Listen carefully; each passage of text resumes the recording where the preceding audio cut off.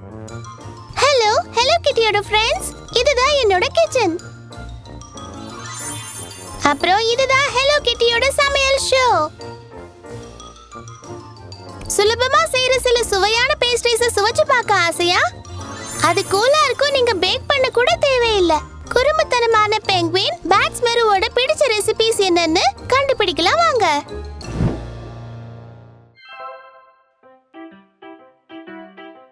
தேவையான பொருட்கள்: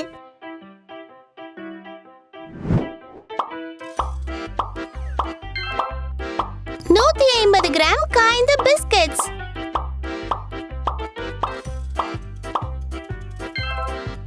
100 கிராம் மஸ்கர்போனே இல்லனா ஃப்ரெஷ் கிரீம் சீஸ், 100 கிராம் சர்க்கரை, 50 கிராம் வெண்ணெய் இல்லனா மார்கரீன், 50 கிராம் கசப்பு கோகோ பவுடர், பிளாக், yellow அப்புறம் white fondant.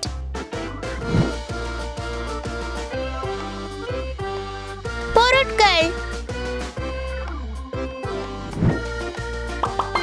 சில கலர் பேப்பர் கப்ஸ்,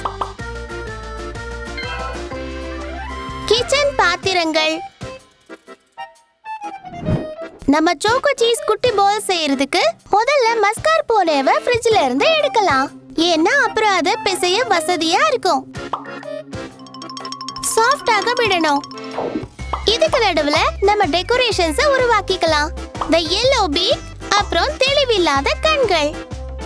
டெக்கரேஷன்ஸ் தயாரானதுக்கு அப்புறம் மஸ்கார்போனேவை பிசைய ஆரம்பிக்கலாம். சரி, இப்ப வேலையை ஆரம்பிக்கலாமா? காய்ந்த பிஸ்கட்ஸ் எடுத்துக்கோங்க. அப்புறம் அதை பொடி பண்ணிக்கோங்க. வெண்ணெய பவுல்ல போட்டுக்கணும். சர்க்கரையை சேர்த்துக்கோங்க. எலக்ட்ரிக் விஸ்க பயன்படுத்தி எல்லாத்தையும் கலக்கிக்கோங்க.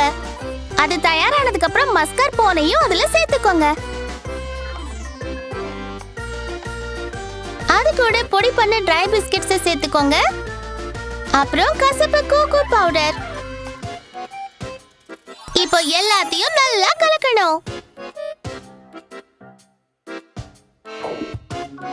அதுல கொஞ்சமா எடுத்து ஒரு உருண்டை பிடிக்கணும்.